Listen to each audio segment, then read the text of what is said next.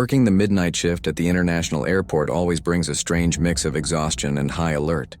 The fluorescent lights buzz with a synthetic hum against the dark sky, casting long shadows across the empty terminals. I had been idling in the rideshare queue for nearly 2 hours, sipping cold coffee to stay awake. Most drivers avoid the airport after 1 in the morning because the fares rarely justify the long wait times. However, the surge pricing was exceptionally high tonight, promising a lucrative end to my exhausting 12-hour shift. The rain had started to fall in heavy, relentless sheets, blurring the glowing red brake lights of the cars ahead.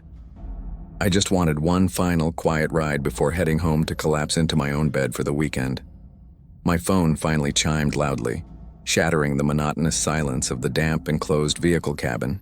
The notification flashed across my dashboard screen, displaying a premium pickup request at the furthest edge of Terminal 3. The passenger's name was listed simply as Julian, and his destination was an industrial zoning district an hour away. It was a notoriously desolate area near the shipping docks, completely devoid of residential homes or late-night businesses. The massive payout displayed on the screen quickly silenced any lingering doubts my tired mind tried to raise. I shifted the car into drive and navigated through the labyrinth of concrete pillars and abandoned luggage carts.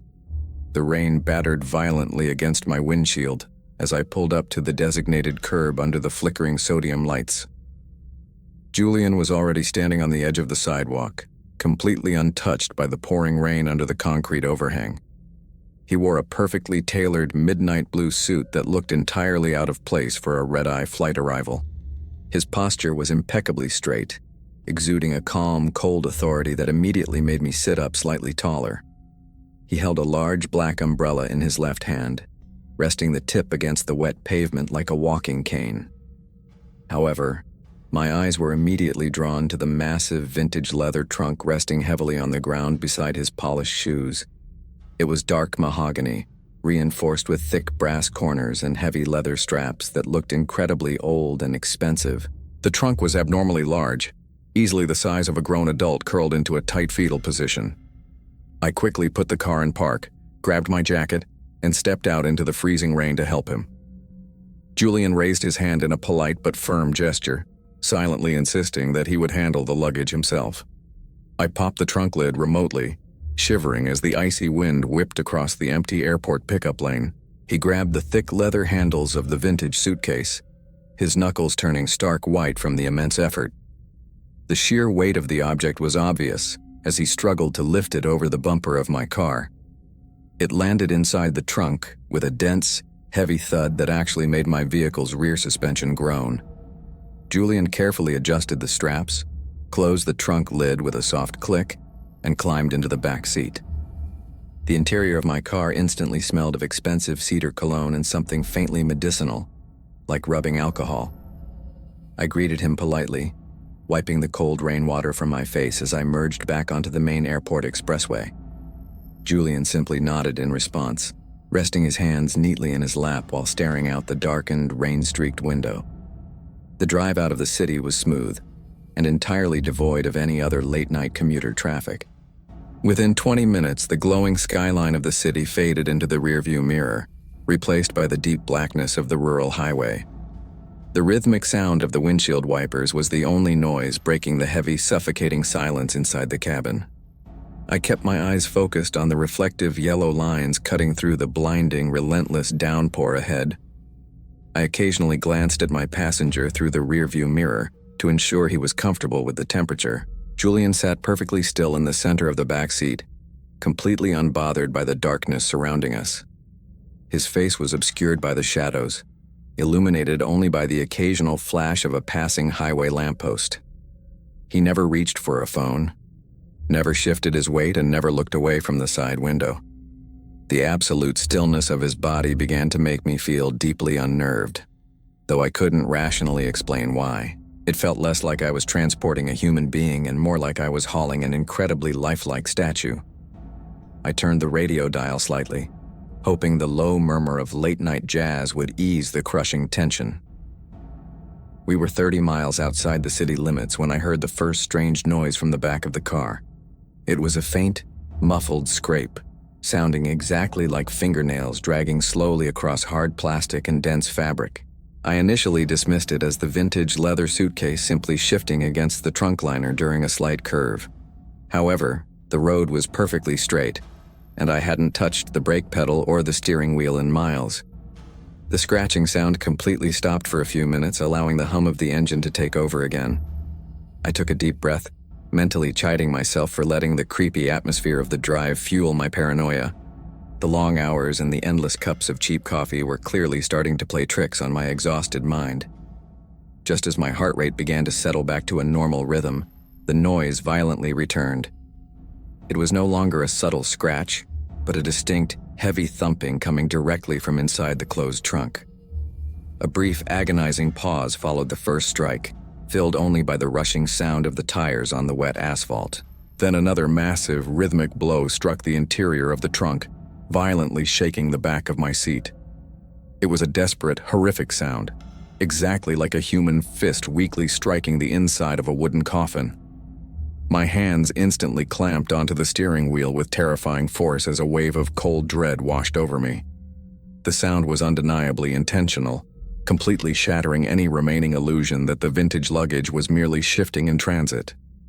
I stared wide-eyed at the dark highway, my mind racing through horrifying scenarios at lightning speed.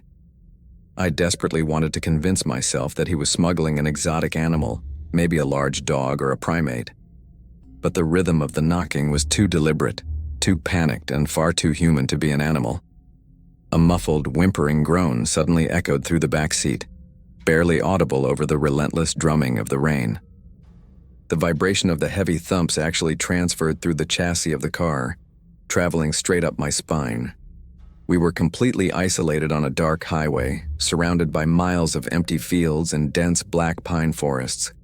If I pulled over now, I would be entirely at the mercy of the man sitting behind me. I slowly raised my eyes to the rearview mirror, expecting to see Julian panicking or trying to explain the noise. Instead, his piercing, cold eyes were already locked dead onto mine in the reflection of the dark mirror. A slow, chilling smile spread across his face, revealing a terrifying level of calm control over the situation. He didn't look back at the trunk, completely ignoring the desperate, escalating thumping coming from the luggage compartment.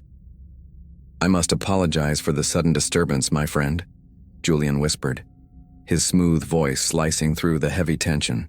"The sedative always wears off much faster than I calculate, but she should tire herself out very soon. Please just keep your eyes on the road and continue driving to the requested destination." The chilling confession hung in the freezing air of the cabin like a thick, suffocating cloud of toxic smoke. My lungs completely seized, refusing to draw in the oxygen my panicking brain was desperately screaming for. I stared at his reflection in the rearview mirror, my hands gripping the leather steering wheel until my joints ached. Julian did not blink, nor did he break his intense, predatory eye contact with me in the dark glass. He simply adjusted the cuffs of his expensive midnight blue suit and settled deeper into the plush back seat. The muffled thumping from the trunk grew more frantic, vibrating through the floorboards directly into my trembling boots. I was no longer a rideshare driver. I was an unwilling accomplice in a violent, high-stakes kidnapping. I forced my eyes back to the rain-slicked highway, desperate to maintain control of the speeding 2-ton vehicle. My mind raced through a chaotic blur of potential escape plans, each one seeming more suicidal than the last. If I slammed on the brakes, the sudden impact would definitely send us both careening off the slick asphalt. If I tried to pull over, he would undoubtedly have a weapon concealed inside his impeccably tailored jacket. The dashboard GPS screen glowed with a harsh blue light, indicating 40 miles remaining until the desolate industrial drop-off. We were completely surrounded by dense black pine trees that swallowed the beam of my headlights without a trace. I had to find a way to alert someone without triggering the sophisticated monster sitting directly behind me. The desperate scratching from the trunk shifted into a series of weak, muffled cries that tore at my conscience. I could almost visualize the heavy vintage leather suitcase, strapped tightly shut, restricting the oxygen of whoever was inside. My heart hammered against my ribs like a trapped bird desperately trying to break free from a steel cage. I casually reached my right hand toward the center console, my fingers trembling slightly as they brushed the plastic. I hoped to discreetly press the emergency SOS button built into the rideshare application on my mounted mobile phone. Julian let out a soft, amused sigh that instantly froze the blood pumping through my tense, sweating body. He leaned forward just enough for his expensive cologne to completely overpower the smell of the damp air. "I would strongly advise against touching that digital device, David," Julian whispered smoothly, right next to my right ear. "It would be incredibly unfortunate if our quiet, mutually beneficial transaction had to turn into a messy, violent tragedy." I immediately ripped my hand away from the center console, placing both hands back at the 10 and 2 driving position. The cold, hard reality of my terrifying situation settled over me like a heavy, suffocating blanket of wet snow. He knew exactly what I was attempting to do, and he possessed the calm confidence of a seasoned predator. I swallowed the dry lump of pure terror in my throat and forced myself to nod slowly in compliance. The faint cries from the trunk began to fade slightly, replaced by a horrifyingly weak and rhythmic scratching sound. "Who is she?" I choked out, my voice cracking entirely under the immense pressure of the agonizing psychological torture. I needed to keep him talking, hoping that engaging him would prevent him from taking immediate, lethal physical action. Julian chuckled softly, a sound completely devoid of any genuine warmth, humor, or basic human empathy for the victim. "She is simply a necessary asset required to balance a rather complicated ledger between two very wealthy, unyielding organizations." He leaned back into the shadows of the rear seat, crossing his long legs with a terrifyingly casual elegance. "You do not need to concern yourself with the complex politics of her situation or her ultimate, inevitable destination. You only need to concern yourself with driving this vehicle safely to the coordinates provided on your navigation screen." The rain began to fall even harder, transforming the windshield into a blurry, distorted waterfall of gray and black.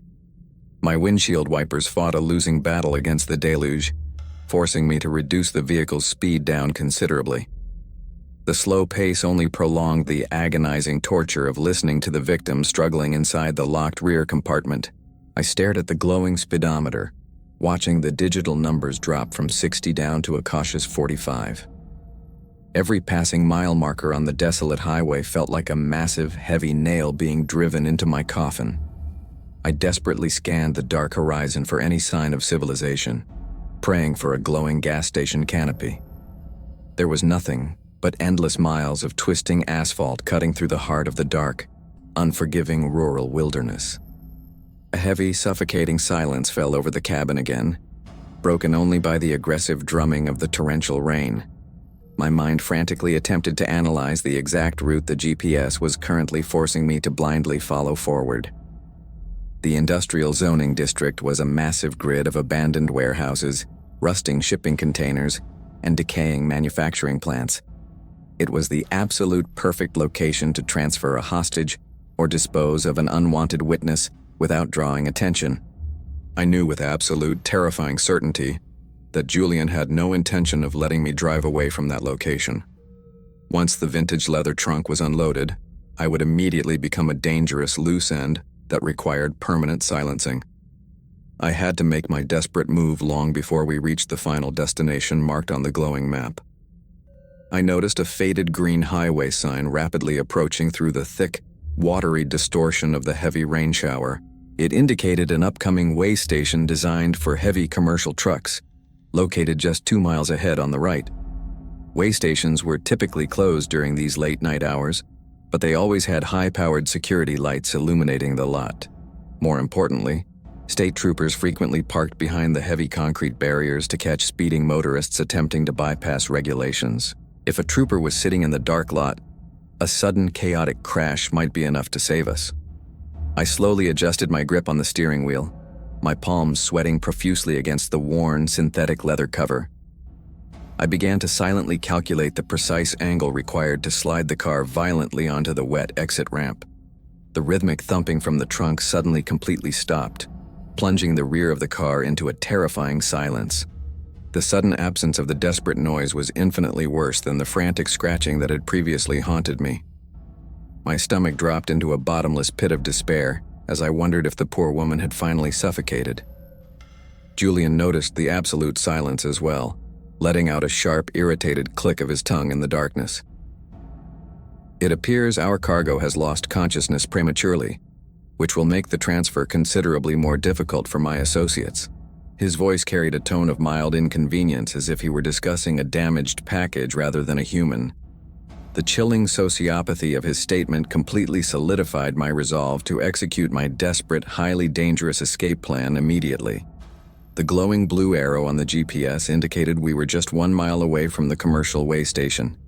I maintained my steady speed of 45 miles per hour, refusing to give Julian any warning of my intentions. My right foot hovered nervously over the brake pedal, ready to slam it down the moment the ramp appeared. I checked the rearview mirror one final time, confirming that Julian was looking down at his expensive wristwatch. He was completely distracted, entirely confident in his absolute control over me and the terrifying situation he had created. I took a deep, shaky breath, filling my lungs with the cold, air-conditioned air circulating through the tense cabin. The reflective yellow exit sign finally burst through the darkness, marking the exact starting point of my desperate gamble. I violently cranked the steering wheel completely to the right, the exact second my vehicle reached the slick commercial exit ramp.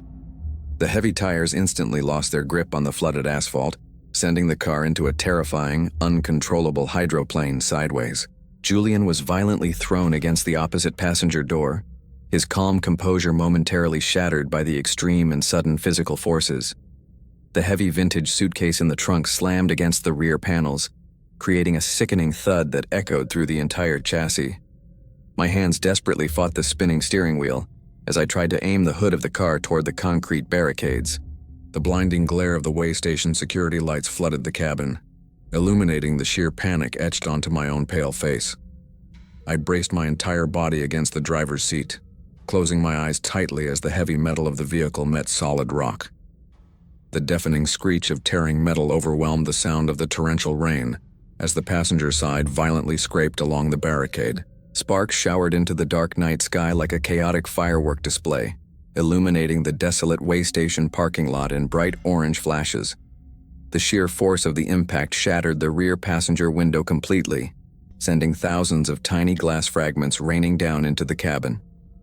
Luckily, the angle of the collision prevented the front airbags from deploying, keeping my arms and vision entirely clear for a rapid escape. The car violently spun one final time before slamming backward into a muddy ditch, stalling the engine completely with a heavy, final shudder. The sudden silence that followed the horrific crash was deafening, broken only by the relentless drumming of the heavy rain against the roof. I tasted warm copper in my mouth from a busted lip, but the pure adrenaline coursing through my veins masked any immediate physical pain. I did not waste a single second checking on the physical condition of the impeccably dressed monster sitting in the wrecked back seat. My left hand fumbled frantically for the door handle, praying the heavy metal frame had not been completely warped shut by the violent crash. I shoved the door open with a desperate kick, tumbling out of the driver's seat and plunging face first into the freezing, muddy water. As I hit the ground, I heard the distinct, terrifying metallic click of a heavily suppressed firearm being cocked from inside the ruined cabin. Julian had recovered with unnatural, terrifying speed, instantly prioritizing his lethal mission over his own physical safety in the aftermath of the crash. A suppressed bullet tore through the dark air mere inches above my head, shattering the driver's side mirror into a dozen jagged pieces. I scrambled on my hands and knees across the flooded asphalt, desperate to put distance between myself and the deadly accuracy of his weapon. The freezing Texas rain immediately soaked through my clothes, chilling my trembling body down to the absolute bone in a matter of seconds. I sprinted blindly toward the massive, darkened cinderblock building that served as the primary administrative office for the commercial truck way station. I prayed frantically that a state trooper cruiser would be idling quietly behind the structure, waiting to intercept speeding vehicles on the dark highway. As I rounded the concrete corner of the building, my heart sank completely into the bottomless, terrifying pit of my empty, aching stomach. The parking lot behind the facility was completely devoid of any vehicles, offering absolutely no hope of immediate law enforcement rescue or physical protection. I threw myself behind a massive, rusting industrial dumpster, pressing my back against the cold, wet metal as I gasped frantically for air. I clamped both of my shaking hands over my mouth, desperately trying to muffle the loud, ragged sound of my own terrified breathing. From the direction of the wrecked sedan, I heard the heavy, rhythmic crunch of expensive leather shoes stepping calmly onto the wet gravel. Julian had not run after me in a panicked frenzy, nor was he frantically checking the dark horizon for any approaching police sirens. He was simply stalking me with the calculated, terrifying patience of an apex predator who knew absolutely that his prey was completely trapped. I carefully peeked around the rusted edge of the heavy dumpster, squinting my eyes against the harsh glare of the towering security lights. Julian was walking slowly across the flooded asphalt, holding a long, black suppressed pistol steadily in his right hand, completely ignoring the heavy rain. He did not bother to open his expensive umbrella, allowing the freezing downpour to completely soak his ruined, midnight blue tailored suit. His cold, piercing eyes scanned the dark shadows surrounding the way station, systematically eliminating hiding spots with terrifying, methodical precision. "You have made a very foolish, highly irrational decision tonight, David," Julian called out into the dark, his voice carrying perfectly over the rain. His tone was not angry or panicked, but rather deeply disappointed, sounding exactly like a strict teacher scolding a profoundly disobedient child. "You cannot simply outrun a problem of this magnitude, nor can you hide from the severe consequences of damaging my employer's valuable property." He took another slow, measured step toward the administrative building, his dark silhouette cutting a terrifying figure against the bright security lights. "If you step out from the shadows right now, I promise your inevitable end will be remarkably quick, completely painless, and highly efficient."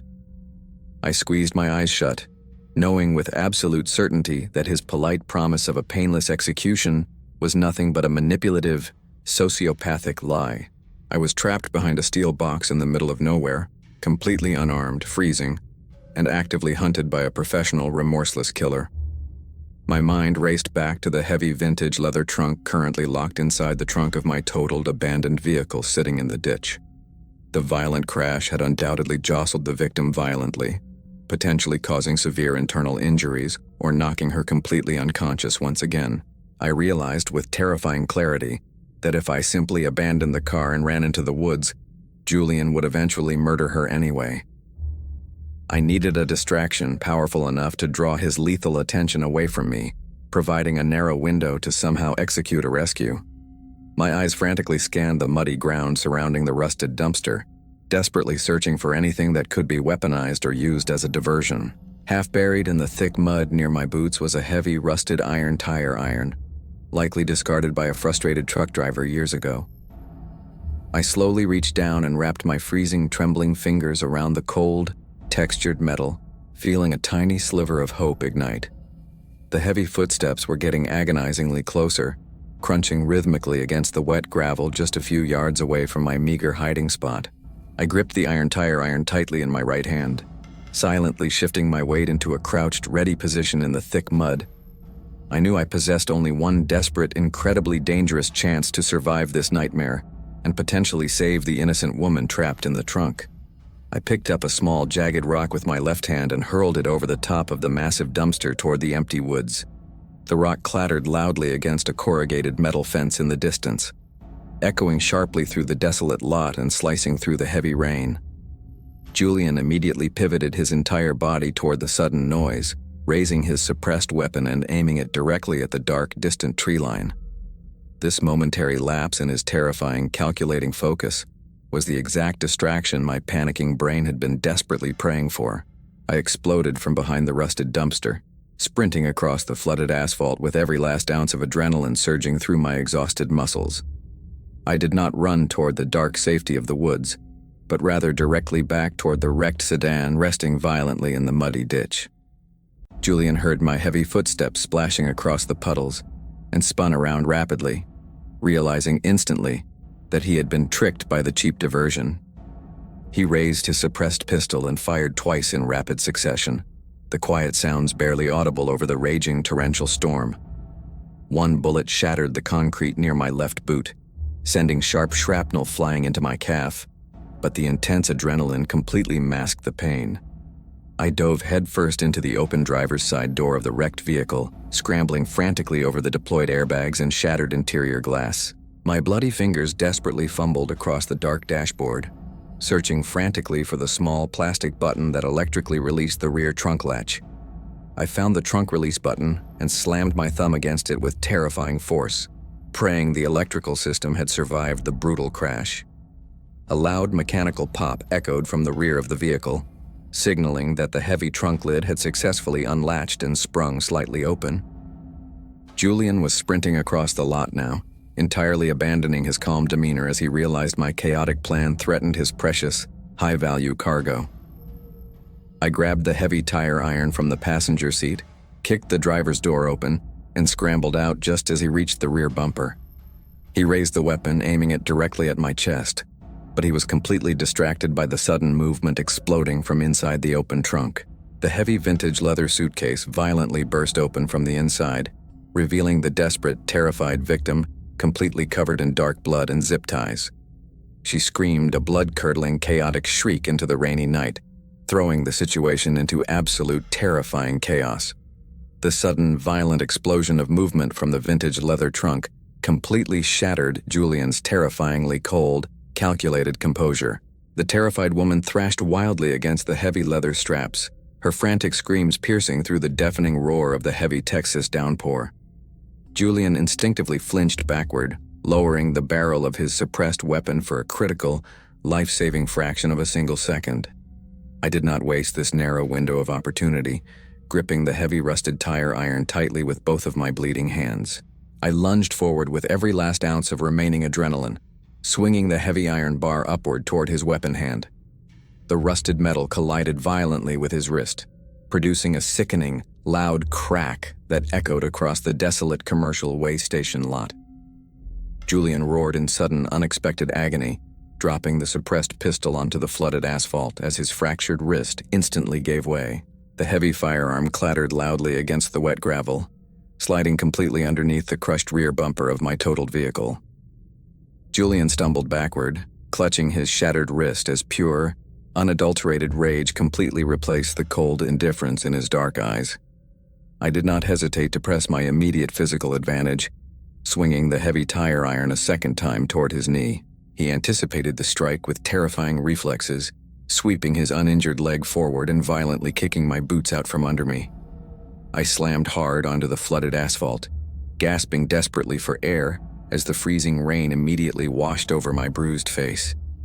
Julian lunged forward like a wounded predator, pinning me to the wet ground with his heavy, waterlogged midnight blue suit. His uninjured left hand clamped violently around my throat, cutting off my oxygen supply with absolute, terrifying, bone-crushing physical strength. The freezing rain battered against my rapidly darkening vision as I desperately clawed at the iron grip choking the life out of me. Julian pressed his entire body weight down upon my chest, his face contorted into a terrifying mask of pure, unfiltered, homicidal fury. I thrashed wildly beneath him, feeling my lungs burning agonizingly as they were completely denied any fresh oxygen from the cold night air. The heavy tire iron had slipped from my grasp during the fall, lying entirely out of reach across the dark, flooded asphalt. My frantic struggles grew steadily weaker as the edges of my vision began to blur with encroaching, terrifying blackness. Just as I felt my consciousness rapidly slipping away, a heavy, solid object violently struck the back of Julian's skull. He instantly collapsed forward, his grip releasing my throat as he slumped unconsciously onto my chest, like a heavy sack of wet sand. I shoved his heavy, limp body off of my chest, gasping frantically for the freezing night air as I rolled onto my hands and knees. Standing directly behind Julian's unconscious form was the kidnapped woman, her hands still tightly bound together with thick industrial plastic zip ties. She was holding the heavy, brass-reinforced corner of the vintage leather trunk, having used it as a desperate, makeshift bludgeoning weapon. Her face was pale, completely covered in dark bruises and dried blood, but her eyes burned with an intense, undeniable will to survive. I nodded weakly in profound gratitude, coughing violently as I struggled to pull my exhausted, trembling body back up to my feet. "We have to run right now," she whispered hoarsely, her voice cracking painfully from the severe dehydration and the trauma of her captivity. I grabbed the heavy tire iron from the puddle, knowing Julian's wealthy, dangerous associates could arrive at the drop-off coordinates at any moment. We stumbled away from the wrecked vehicle, moving as rapidly as our battered bodies allowed toward the dark, dense tree line.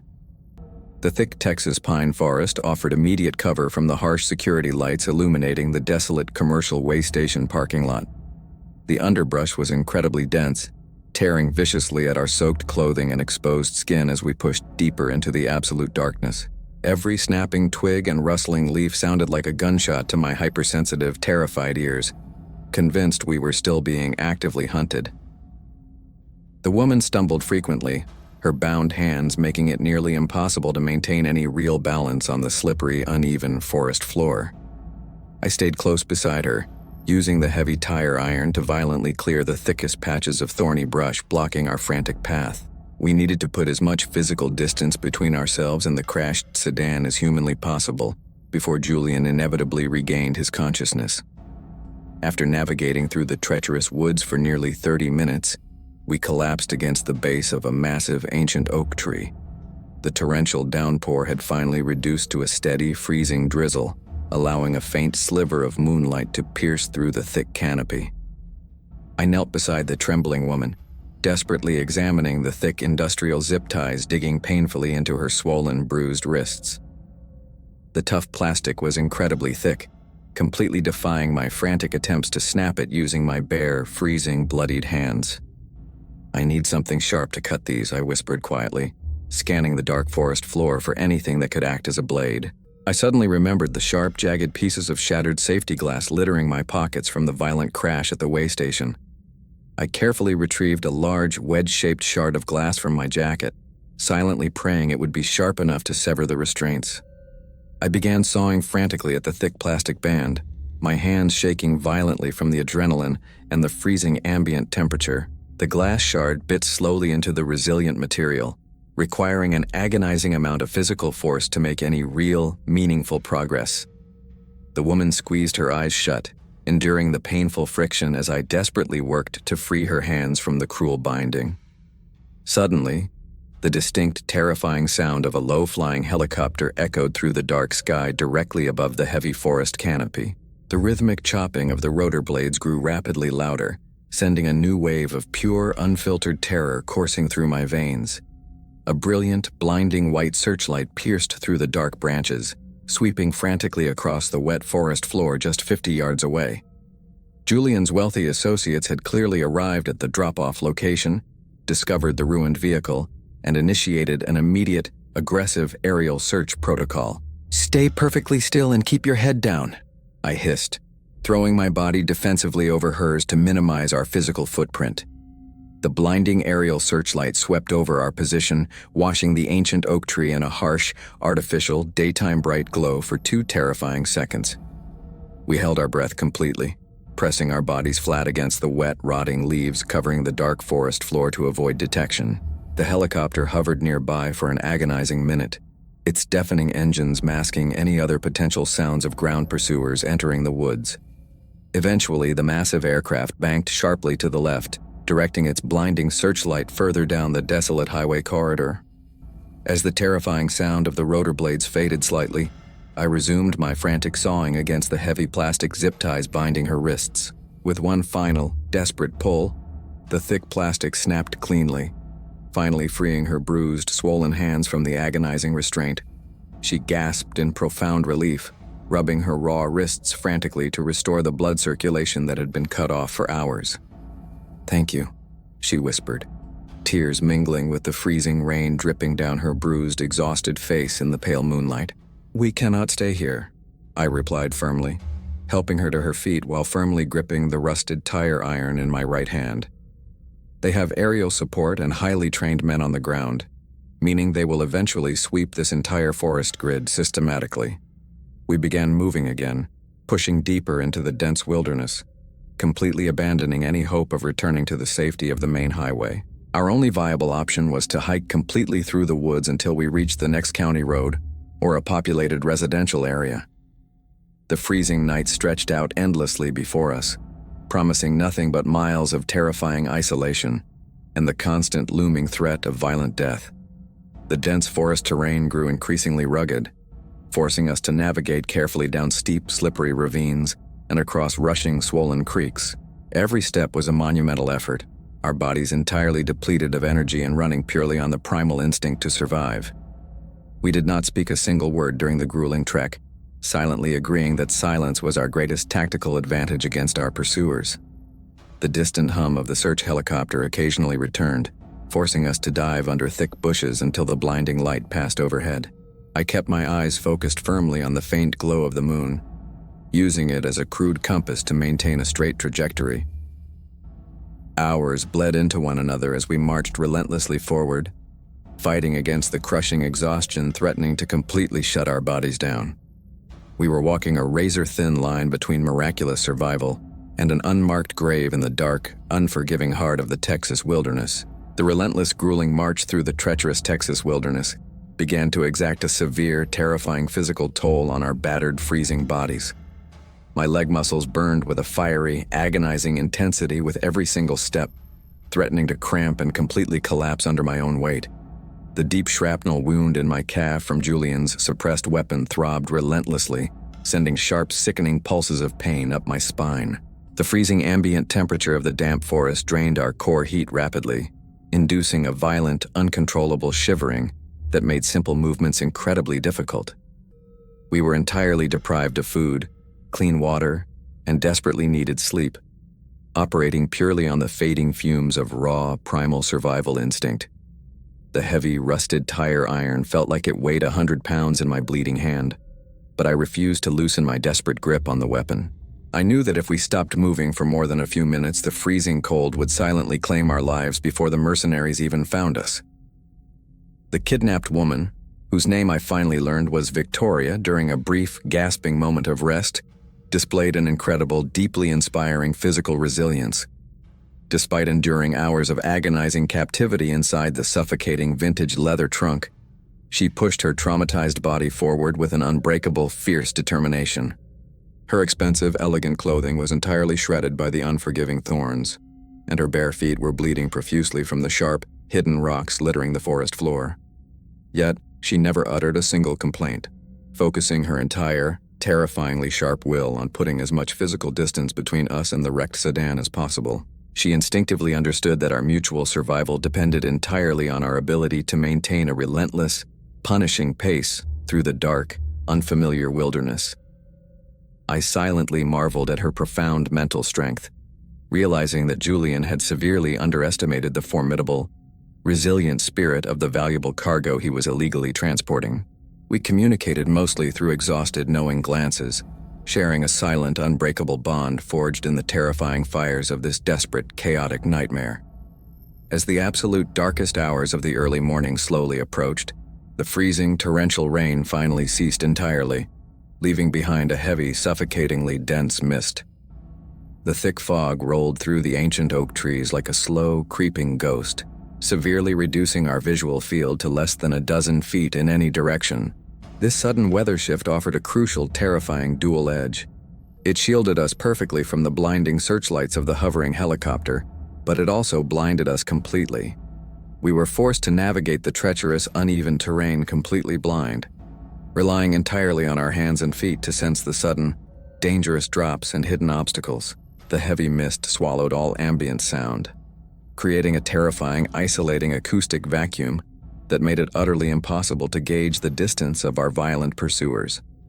Every snapping twig or rustling leaf sounded deafeningly loud, immediately triggering a massive, exhausting spike of pure adrenaline in our already depleted, trembling bodies.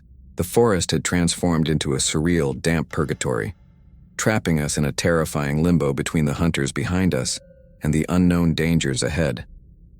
We eventually stumbled blindly onto a narrow, muddy hunting trail that offered a brief, desperately needed physical reprieve from the brutal, thorny underbrush. The slightly flattened dirt path allowed us to double our walking pace, providing a tiny, fragile sliver of hope that we might actually survive this agonizing ordeal.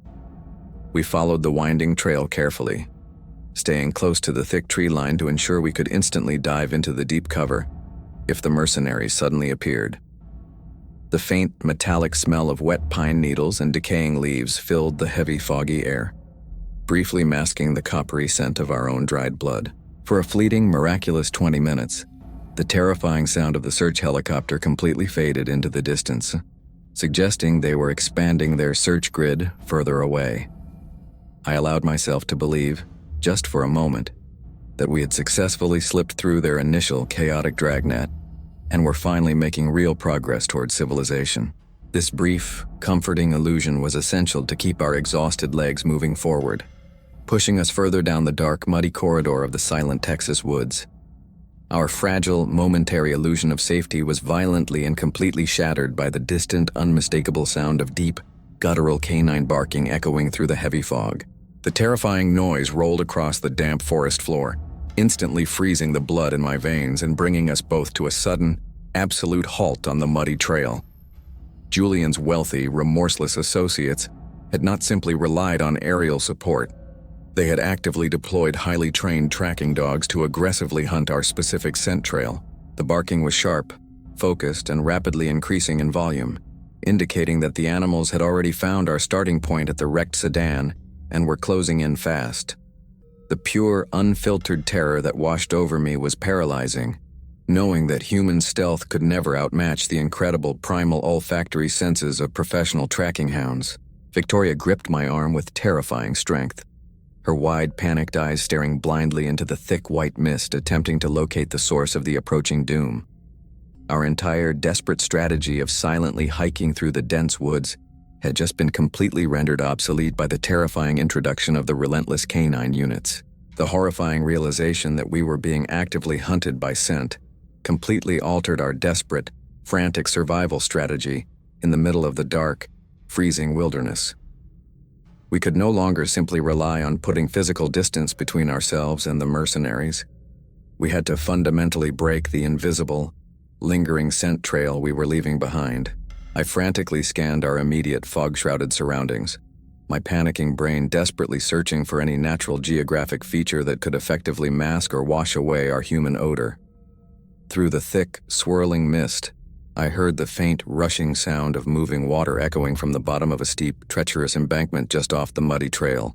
"We have to get into the water right now," I hissed urgently to Victoria, grabbing her bruised hand and pulling her forcefully away from the flattened dirt path. We blindly abandoned the relatively easy terrain of the hunting trail, plunging ourselves back into the brutal, thorny underbrush toward the sound of the rushing creek. The deep, aggressive barking of the tracking dogs grew terrifyingly louder, driving us forward with a massive, fresh surge of pure, chaotic adrenaline. We scrambled desperately down the steep, incredibly treacherous embankment, sliding uncontrollably through the thick, wet mud and painfully tearing our clothes on the jagged rocks. I completely lost my footing near the bottom, tumbling violently over a thick, exposed tree root and crashing heavily onto the cold, hard gravel of the creek bank. Victoria slid down right behind me, colliding with my back as we both desperately rolled into the freezing, rushing waters of the swollen, muddy forest creek. The physical shock of the icy water hitting my exhausted, battered body was absolutely agonizing, instantly forcing the precious breath from my burning, frantic lungs. The creek was nearly waist-deep from the torrential rains, the heavy current aggressively pulling at our legs and threatening to sweep us entirely down the dark, rocky channel. We fought fiercely against the freezing, powerful water, using the heavy, rusted tire iron as a crude walking stick to maintain our precarious balance on the slippery stones. The freezing water immediately began to numb our exhausted legs, turning every single forward step into an agonizing, monumental physical effort that demanded total concentration. We waded aggressively downstream, intentionally moving directly against the natural, freezing current to effectively wash away any lingering traces of our blood and human sweat. The icy water stung my open shrapnel wound viciously, but I welcomed the agonizing pain as absolute proof that the rushing creek was successfully cleansing our scent trail. Victoria moved with incredible, silent determination beside me, her teeth chattering violently as the freezing water sapped the absolute last remaining reserves of her core body heat. We stayed completely crouched beneath the high, muddy overhang of the steep riverbank, using the exposed, twisting tree roots as physical cover from the elevated trail above us. The heavy, suffocating fog hung thickly over the surface of the rushing water, providing an essential blinding visual barrier against the mercenaries tracking us from the high ground. Every single step we took downstream was calculated, terrifyingly slow and agonizingly painful, our freezing muscles screaming in protest against the relentless, icy pressure of the rushing creek. We were literally fighting the unforgiving forces of nature just as desperately as we were fighting the remorseless, heavily armed human predators actively hunting us through the dark woods.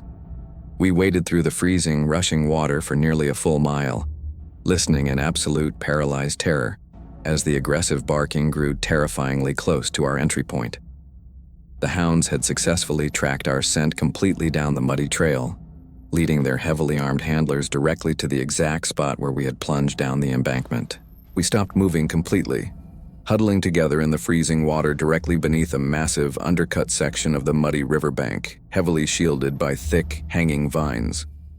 The terrifying sound of heavy combat boots crunching aggressively on the wet gravel echoed loudly from the creek bank just 50 yards upstream from our hidden position.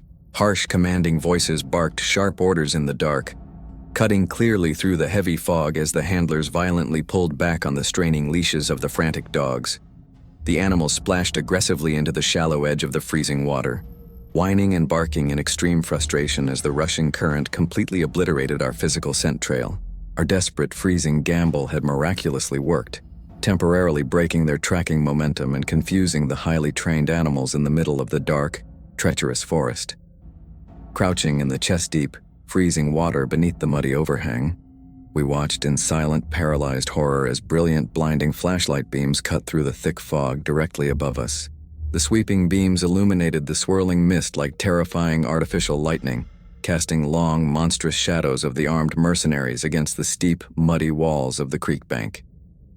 We held our breath completely, pressing our freezing bodies flat against the cold, wet dirt wall, praying the darkness and the hanging vines would perfectly conceal our physical presence. A heavily armed mercenary walked slowly along the upper edge of the steep bank, his heavy combat boots dislodging a small cascade of loose rocks that splashed into the water inches from my face. I gripped the heavy, rusted tire iron with terrifying, white-knuckled force underwater, fully prepared to swing it with lethal, absolute desperation if he decided to look directly down. The mercenary paused for 10 agonizing seconds, shining his high-powered flashlight aimlessly across the surface of the rushing, foggy creek, entirely unaware that his prey was hiding directly beneath his boots. The intense, suffocating tension in the freezing water was absolutely unbearable, stretching time into an endless, terrifying void as we waited for his next, potentially lethal move. The blinding beam of the tactical flashlight finally clicked off, plunging the muddy creek bank back into the suffocating blackness of the heavy fog. The armed mercenary let out a frustrated sigh that echoed across the rushing water, muttering angry curses into his radio.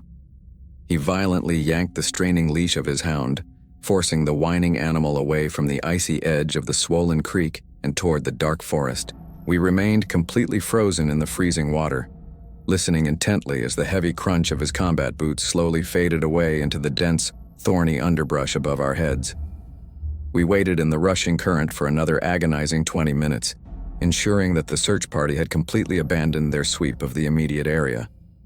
The relentless water had completely numbed our battered legs, making it incredibly difficult to maintain any physical grip on the slippery rocks lining the dark creek bed.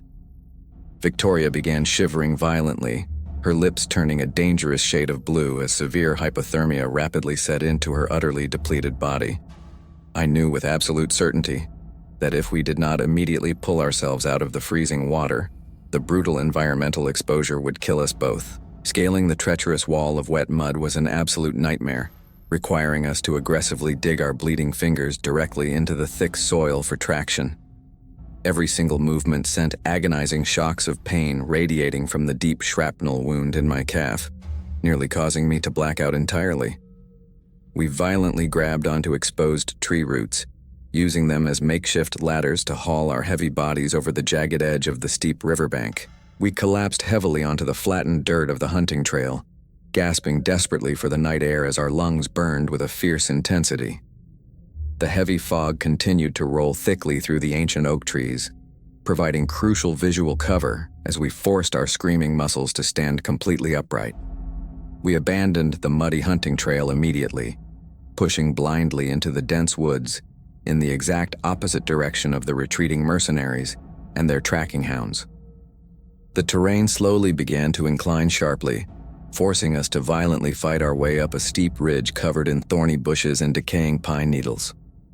We pushed through the agonizing physical pain using pure survival instinct, our minds entirely focused on putting horizontal distance behind us today. As we finally breached the top of the rocky ridge, the heavy fog began to slowly dissipate, revealing a faint amber aura illuminating the dark horizon ahead.